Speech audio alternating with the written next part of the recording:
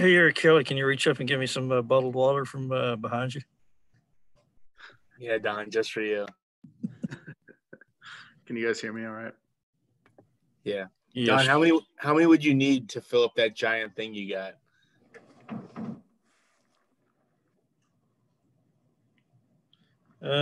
Probably 3. 3. That sounds about right.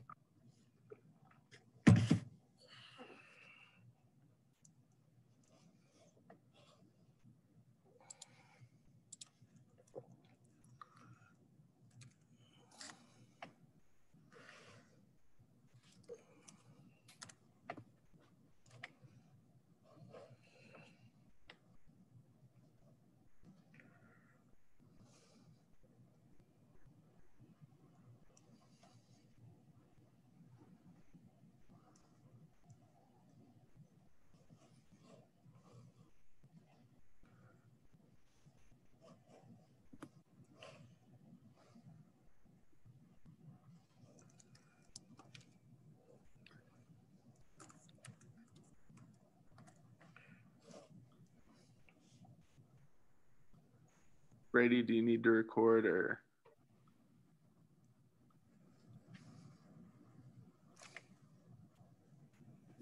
Yes, please. I may need you to put in the request. It's not showing up. Actually, it might not let me since I'm on my phone right now. Will you guys upload this to YouTube? Yeah. Okay, I can just pull it from YouTube. Thank you.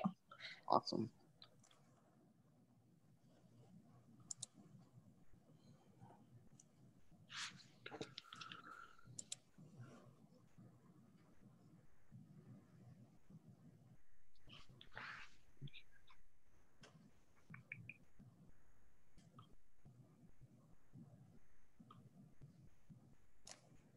Looks like you're working at Eric Kelly Central. That doesn't appear to be Red Raider Nation / K-Mac behind you. There's a light right behind me.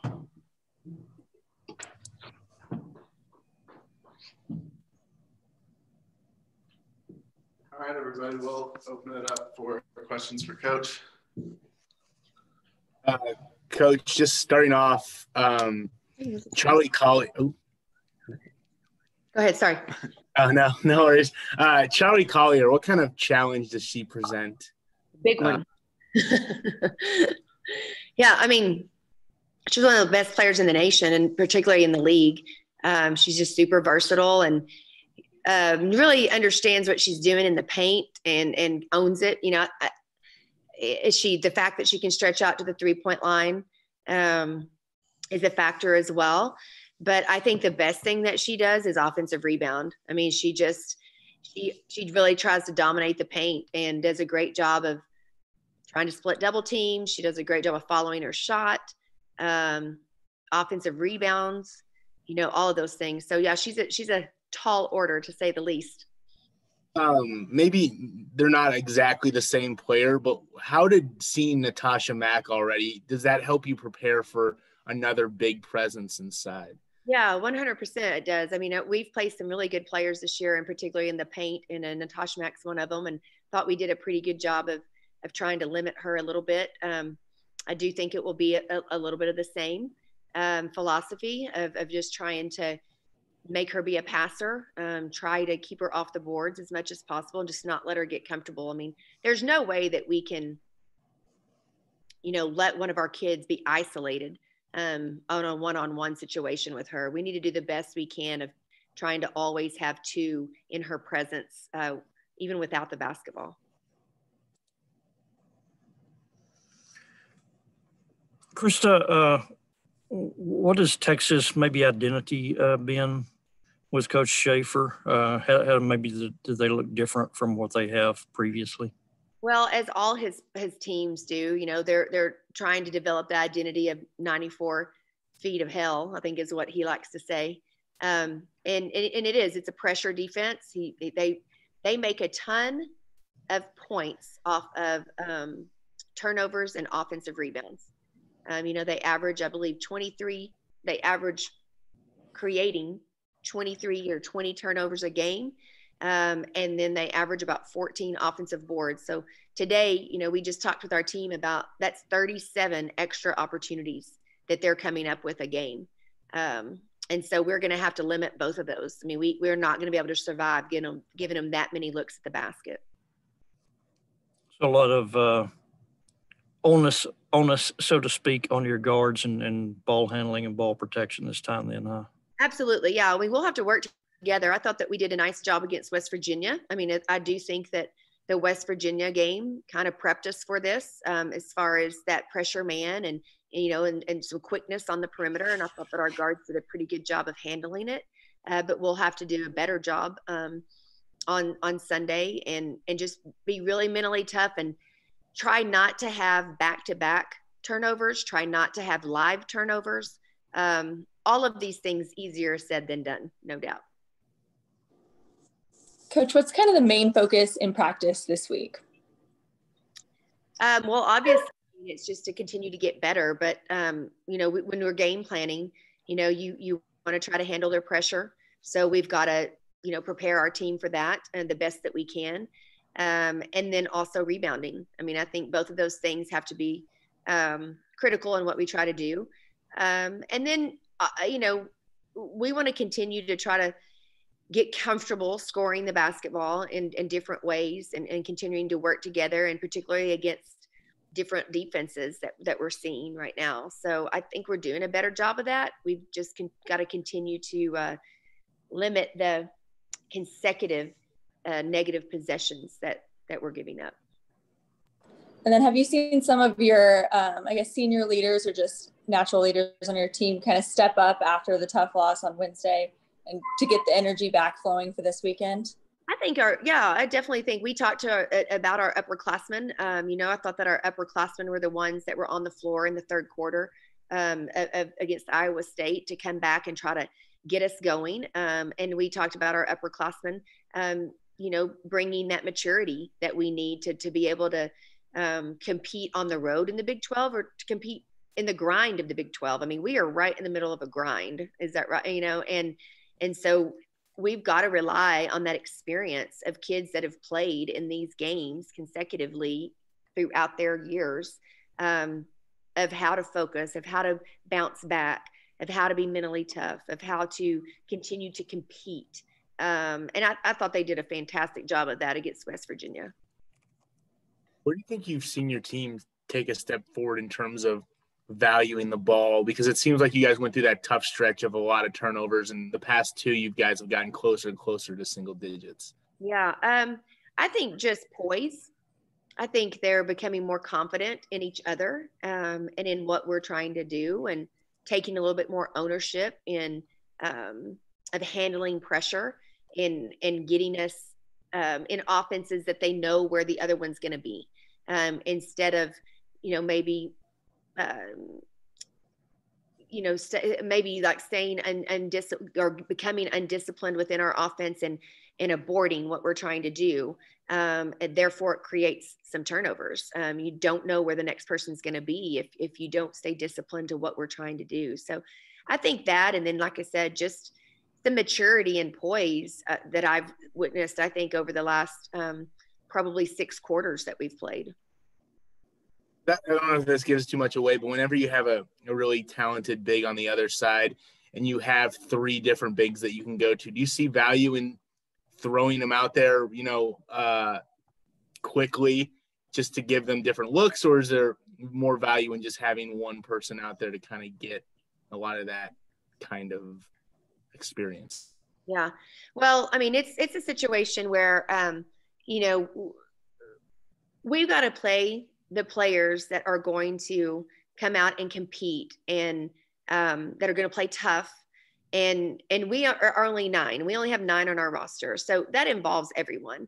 It is a situation where you have to convince your young kids, who happen to be our freshman post players, that when they get their opportunity, they really don't have time to figure it out. They've got to do it, instantaneously. And that's a hard thing to learn. That's a really hard thing to learn, and particularly in the post. particularly against one of the best players in the nation. So, we're going to try to really drill them over the next 2 days about what our game plan is and how we want to defend. And they've got to do the very best that they can to soak it up and to learn as quickly as they can without having to go through that trial and error phase in the middle of a game. Anything else for Coach? Krista, mentioning that you only have 9 on your roster, can you, and I apologize if this has been publicized and I missed it, but can you update us on statuses of players like Andrea Adams and Jonah Johnson and Jada Walton? Jonah Johnson and Jada Walton are both injured. They had season-ending injuries this summer. Okay. So they've been rehabbing and hopefully, and doing great. They're doing great in rehabbing. And Andrea is unavailable. And that's just all I can really say about that. I was curious also, played a midweek game at West Virginia. What time did y'all get back to Lubbock the other night? Well, after sitting on the tarmac for 2 hours, we got home at 3:30 in the morning. And weird, but we beat our men home. And so they had to sit on the tarmac for, I don't know if they sit on the tarmac, but theirs was delayed as where we had a delay because of, something completely out of our control that was actually in the control tower in Dallas that shut down the airspace for 2 hours in Texas. So we literally had to wait, and we did not leave Morgantown, Virginia and West Virginia until like 12:40 a.m. It was brutal. And that had nothing to do then with what was going on with the plane or in Morgantown. It was all related down here. It was Dallas. Yeah, it was in Dallas. That's why it affected the men in Austin as well. The men could have driven back faster. Yeah. I mean, it affected them as well because we made it home at 3. We were at the arena at 3:30 in the morning, and the men weren't back yet, and they just came from Austin. What do you do in that situation from the next day's normal routine?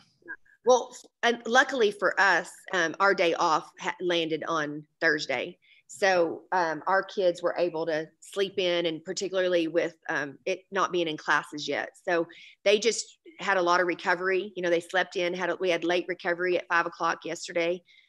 So we were fortunate in this situation that they didn't have to get up and go to class, that we didn't have to have practice. Now, this next week is going to be tough because we have 3 games in the week. And therefore we don't have room for a day off. So we're going to have to really manage our kids' legs and just their energy and the wear and tear over the next 10 days, to be quite honest, and do a lot of mental preparation and a lot of film watching and a lot of studying of the game and really limited reps to be able to, get through this week. Because this week is going to be tough, but, all winnable games. I mean, all 3 games are winnable games, and we've just got to make sure that our kids are prepared the best they can and come out and compete. Where does more team bonding happen? 2 hours on the court or 2 hours on a tarmac? Well, probably they're probably mostly asleep on the plane, so sitting on as much as you can sleep. But we all did watch the men's game. It was kind of nice not to have to turn our phones off, that we could sit there and watch the men's game, and that great outcome before we took off. Well, what's the emotions like in that situation, since you guys had obviously just lost one? I assume you weren't real happy when you got on the plane, and then see the men win in the way that they won. Yeah, we're just excited for them. We want to learn from them. I mean, our girls love them. They love supporting them, and the guys support us. And it's a great relationship to me with both programs, and especially the camaraderie shared between the 2 teams. And so our girls were actually hooping and hollering when Mac hit that shot. So I was really proud for them. They're competitors. And they were absolutely disappointed against the West Virginia game. And we're never going to take any moral victories, and we certainly didn't. But when you compete, and this is what we've been talking to our kids about, when you compete for 40 minutes and you come up short, you're absolutely disappointed, but at least you can feel good about that you gave all you had. I think that was the difference between the West Virginia game and the Iowa State game. I think we were really disappointed in our effort in the first half against Iowa State. So therefore we were miserable for 3 days, until we got to go to West Virginia. And not that we're all, super happy about losing our 4th in a row, but at least we competed and gave ourselves a chance to win. And you can deal with that a lot better than not competing at all. So, and then, like I said, in turn, super excited for the men, and that's where we want to be. That's where we want to be. So we want to feed off of that energy, and we want to learn from them. I mean, they were down at halftime, came back and played a heck of a second half, and our kids got to see that and learn from it. All right. Is that it? Thanks, everybody. Thank you, guys.